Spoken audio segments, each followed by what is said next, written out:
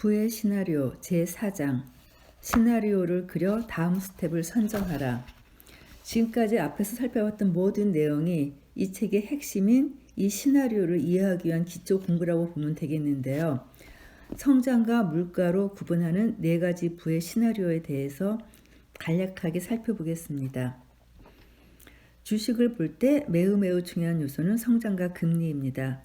성장이 강하게 나오더라도 금리가 너무 높으면 사람들은 주식 투자를 하지 않고 예금에 가입하려 하겠죠. 주식을 볼 때에는 기업의 실적을 보는 것도 물론 중요하지만 그 기업이 처해 있는 여러 재반 환경을 눈여겨보는 것도 중요합니다. 그 중에는 금리도 들어가고 환율도 들어갈 겁니다. 또한 투자에 영향을 주는 경제 팩터들은 여러 가지가 있을 겁니다. 그 중에서도 저는 성장과 물가에 집중해 본 겁니다. 우선 성장을 보면 성장이 강하게 나오는 고성장과 지금처럼 주춤한 저성장으로 구분할 수 있을 겁니다. 물가 역시 마찬가지겠죠. 물가가 상승하는 고물가와 지금처럼 정체되어 있는 저물가로 나누어 볼 수 있습니다. 그럼 성장에는 고성장과 저성장, 물가에도 고물가와 저물가가 있으니 이들을 가지고 4가지 경우를 구성해 볼까요? 바로 고성장 고물가, 저성장 고물가, 고성장 저물가, 저성장 저물가입니다. 그럼 시나리오 첫 번째, 고성장 고물가를 살펴보겠습니다. 성장이 강하게 나옵니다. 그럼 당연히 주식시장에는 긍정적인 영향을 미칠 겁니다. 그럼 채권에는 어떤 영향을 주게 될까요? 경제 성장이 강해지면 사람들의 소비도 늘어나게 될 것이고 기업들은 너도 나도 그런 소비를 통해 돈을 벌기 위해 제품 생산 라인을 늘리게 되죠. 투자를 확대하는 겁니다. 투자를 늘리는 과정에서 당연히 돈을 빌리게 될 텐데요. 기업들이 너도 나도 돈을 빌려서 투자에 나섭니다. 그럼 기업 투자발 대출 수요, 즉 자금에 대한 수요가 확 커지게 됩니다. 수요가 늘어나면 당연히 가격이 오르겠죠. 돈의 값을 우리는 금리라고 합니다. 결국 성장이 강해지면 금리는 상승하게 되겠죠. 금리가 올라가면 어떤 자산이 피해를 보게 될까요?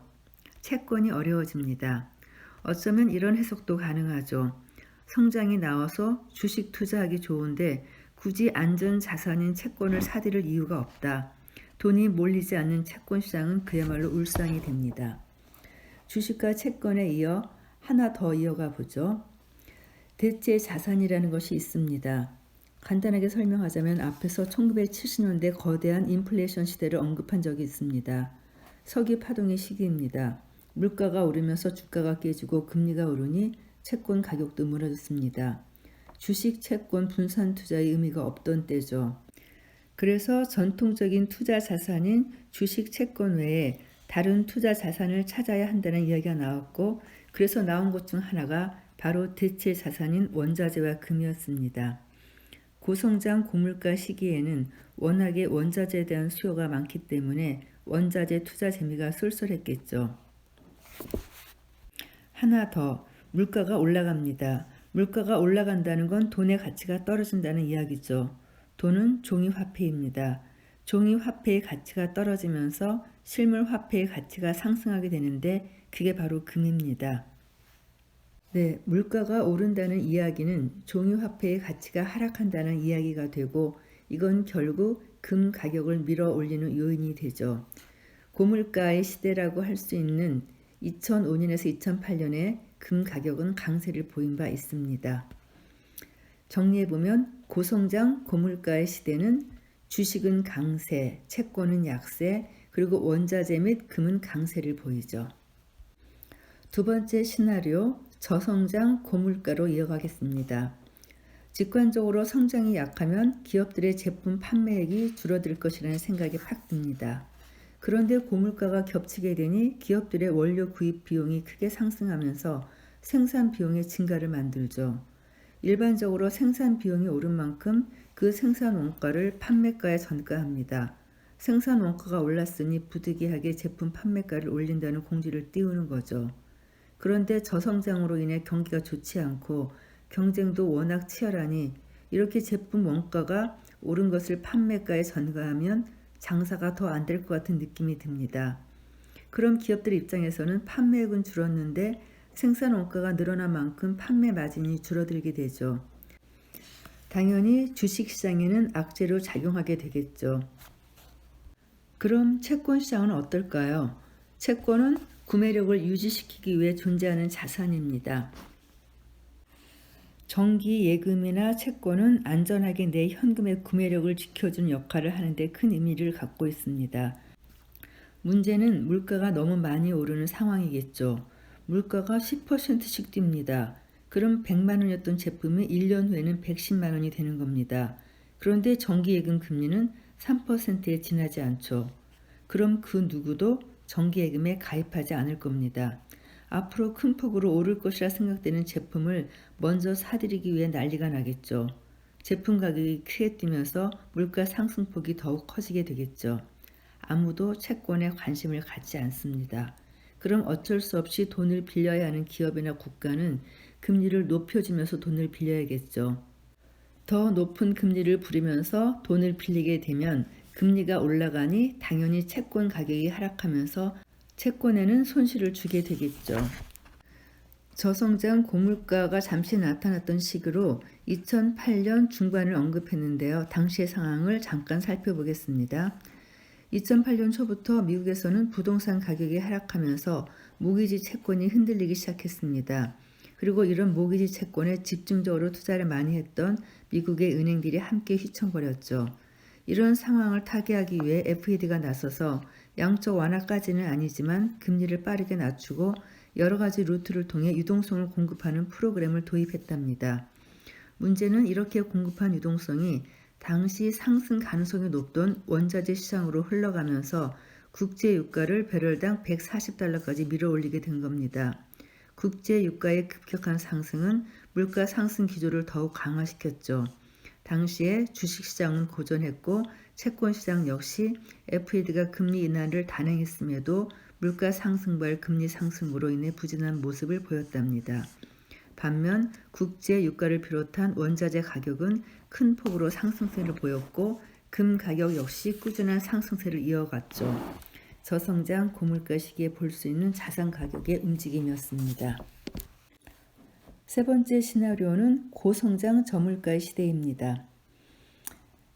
2015년에서 2016년이 되자 미국 경제는 금융위기 이후 전 세계에서 가장 강한 경기 회복을 맞게 됩니다. 경기 회복이 가시화되자 물가 상승 및 경기 과열 등을 염두에 두고 FED는 기준금리 인상을 고민하게 되죠.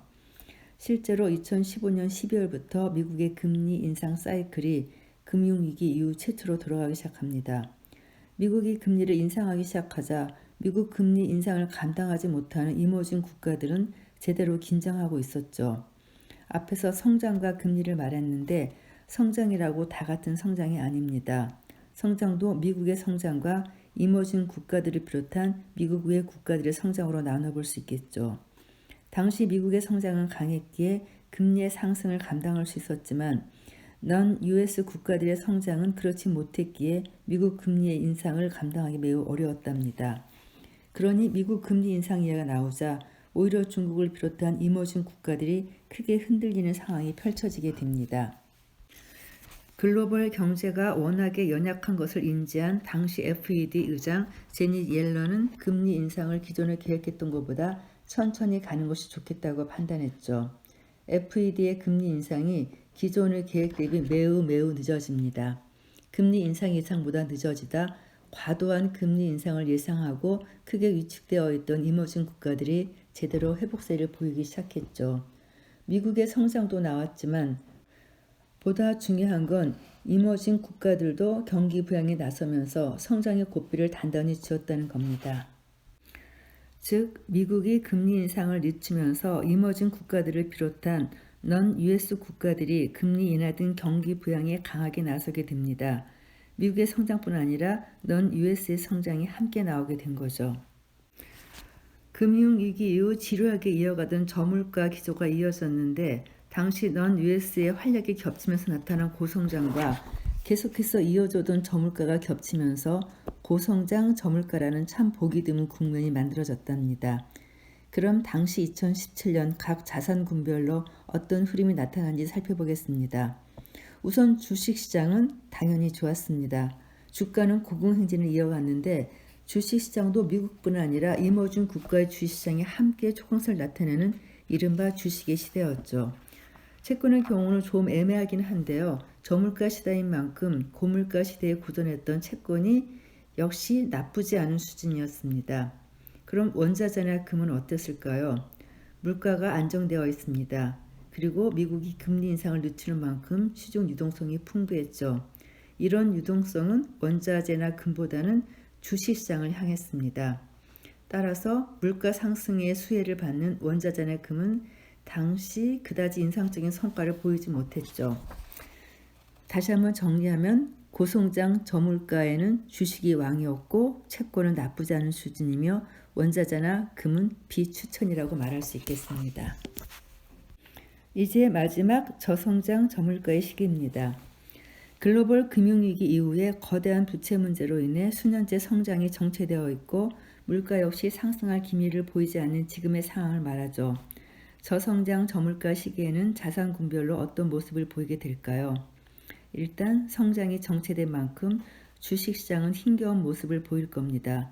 물가가 오르지 않고 경기 부양을 위해 돈이 많이 풀리지 않는 만큼 돈의 값인 금리는 하락 일변도를 유지하겠죠.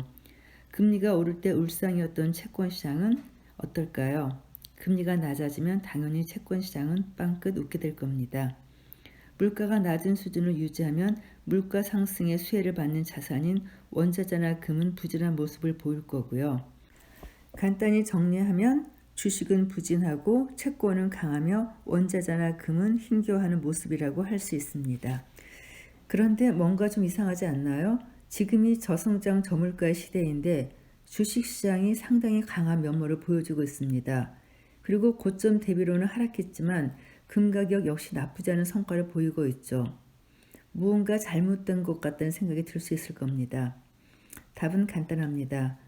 저성장 저물가의 시기가 장기화되면서 그리고 2020년 코로나19 사태라는 거대한 충격이 찾아오게 되자 변화가 생긴 것이죠. 그리고 그 변화는 전 세계 중앙은행이 주도하게 됩니다. 과거에는 볼 수 없었던 강력한 돈 풀리기 프로그램을 가동한 겁니다. 중앙은행이 들어와서 저성장 저물가에서 벗어나도록 모든 노력을 기울이게 되죠. 그 노력을 앞에서 고압 경제라고 설명했습니다. 중앙은행이 돈을 뿌립니다. 돈의 공급이 늘어나면 가뜩이나 낮은 금리가 더 낮아지겠죠. 그래서 전 세계가 마이너스 금리를 비롯 사상 최저 금리를 기록하게 되죠. 이렇게 풀려나온 돈은 어디론가 향하게 됩니다. 돈이 향하는 곳이 성장이 나오는 곳이죠. 그리고 아무리 저성장 시기라고 해도 성장이 나오는 기업들이 있을 겁니다. 마치 코로나19 사태 한복판에서 언택트 관련 기업들이 각광을 받은 것처럼요. 그리고 이런 성장주를 중심으로 해서 주식시장이 초강세를 보이게 된 겁니다. 그럼 중앙은행의 유동성 공급이 금에는 어떤 영향을 미칠까요? 중앙은행이 종이화폐의 공급을 크게 늘리려 한다는 이야기가 나오면 당연히 종이화폐의 반대편에 서 있는 실물화폐인 금은 미소를 짓게 되지 않을까요? 코로나19 사태의 정점에서 양적 완화를 통해 자금의 공급을 크게 확대하던 2020년대 중반 금 가격은 사상 최고치를 경신했습니다. 요약해서 정리하면 저성장 저물가 시기 주식은 성장주 중심으로 초강세, 채권은 강세, 그리고 금 역시 양호한 자산이 됩니다. 지금까지 4가지 시나리오를 살펴보았는데요. 그 다음 스텝은 어떻게 될까요? 우선 저성장 저물가 국면에 계속해서 머물 것이라고 생각하는 사람들이 있겠죠. 고압 경제 정책이든 뭐든 간에 지금의 부채 수준을 생각할 때 그리고 성장이 정체되어 있음을 생각할 때 지금의 불경기가 계속 이어질 수밖에 없다는 생각이 들 것입니다. 이런 생각이라면 저성장 저물가 시기에 유리한 자산을 집중적으로 담아두는 것이 좋을 겁니다. 다만 혹여나 다른 국면으로 이동할 수 있다는 점을 감안해서 고성장 고물가, 고성장 저물가 등 다른 국면에서 유리한 자산을 약간이라도 포트폴리오에 담아둘 필요는 있겠죠. 다음으로 저성장 고물가로 이동할 것 같다고 하는 경우도 있을 겁니다. 이게 제일 무서운 시나리오입니다. 고압 경제를 통해서 저물가의 늪에서는 빠져나가지만 나쁜 물가 상승을 만나는 것이죠. 나쁜 물가 상승으로 인해 가계의 소비가 억눌리게 되고 기업들의 마진도 유치게 되면서 성장은 정체가 됩니다. 이쪽으로 변해갈 것 같다는 생각이 든다면 현재의 저성장 저물가 시대에 유리한 자산을 집중적으로 투자 포트폴리오에 담되 미래를 생각해서 저성장 고물가 시대에 유리한 원자재나 금 등의 자산을 점점점 늘려가는 투자 전략을 생각해 보는 것이 좋겠죠. 국면의 변화를 반영해서 가장 확률이 높은 국면에서 성과를 낼 수 있는 자산들을 미리 투자 포트폴리오에 담아 이른바 길목 지키기를 할 필요가 있습니다. 그리고 마지막으로 오건영의 포스트 코로나19 시나리오를 덧붙이면서 이 시나리오에 대한 이야기를 마치려고 합니다. 낙관의 편향을 가지고 있는 저는 저성장 저물가 국면에서 벗어나 고성장 고물가나 고성장 저물가 국면화로 이동할 수 있을 것이라고 생각하고 또 희망합니다. 그럼 저의 이런 시나리오를 앞에 4분면에 연결한다면 어떤 식으로 포트폴리오를 구성할 수 있을까요? 아직은 저성장 저물가의 국면에 머물러 있기에 그리고 고성장 고물가 국면으로 넘어가기에는 시간이 필요할 것이기에 이런 시간적 흐름을 고려할 필요가 있을 겁니다. 그럼 당장은 포트폴리오에 저성장 저물가 국면에서 유리한 자산들을 높은 비중으로 담아두는 것이 필요하겠죠. 성장주와 채권 그리고 금을 담아두는 것이 좋을 겁니다. 그렇지만 이후 고성장 고물가 국면으로의 전환을 고려해야 할 겁니다. 시간을 두고 중후 장대 관련 섹터에 대한 비중 혹은 금융주에 대한 비중을 조금씩 확대하면서 고성장 고물가 국면에서 취약한 채권 자산의 비중을 조금씩 줄여나가는 포트폴리오 전략이 적절할 것이라고 봅니다. 그리고 지역 측면에서는 미국 관련 자산에 대한 비중 혹은 선진국 관련 자산의 비중이 높지만 시차를 두고 조금씩 신흥국 자산의 비중, 특히 중국 자산의 비중을 늘려가는 전략 역시 주요하겠죠. 하나 더, 저성장 저물가 국면에서 고성장 고물가 국면으로 전환되는 갈등 구조화에서 수차례 금융시장이 불안한 모습을 보일 수 있다는 말을 했습니다. 포트폴리오 전체가 불안한 흐름을 보일 때에는 내 포트폴리오를 위험에서 보호하는 보험자산이 필요하겠죠.